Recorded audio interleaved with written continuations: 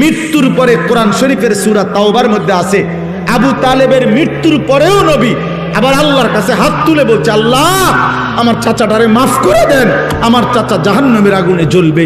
আল্লাহ আমি এটা মাইনা নিতে পারি না। আসমানওয়ালা আল্লাহ কোরআনের আয়াত নাজিল করছে, বন্ধু হাত নামান, আমি মাফ করব না। নামান, হাত নামান। খোদার কসম এটা কোরআন শরীফের আয়াত। হাত নামান, আমি মাফ করব না রে বন্ধু। কার হাত নামাইছে? কার হাত বুঝছেন? কার হাত? আপনি বুঝছেন উনি কেডা? আপনি বুঝেন উনি কে? আল্লাহর কি হয় জানেন? কলজাটা, কলজা, ওই মালিকের কলজার টুকরা এটা। তিনি মাহবুব, তিনি হাবিব। এই কায়নাতে এর চাইতে প্রিয় ওনার কে? তো তার হাত নামাই দিছে বেটা, ওনার হাত নামাই দিছে। নামান, আপনি হাত নামান।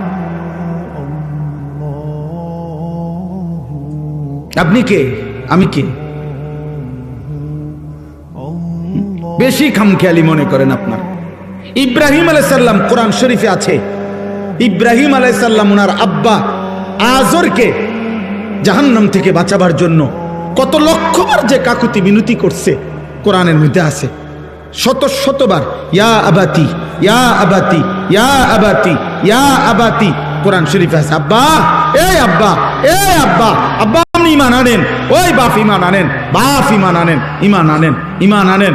আপনার জাহান্নামের আযাব ধরে ফেলবে রে আব্বা, আপনি শয়তানের গোলামি করেন না রে আব্বা। এইভাবে বলছেন। আসমানওয়ালা বলছে, ইব্রাহিম খলিল হইতে পারো তুমি আমার, আমি তোমার বাপের হেদায়েত দেব না।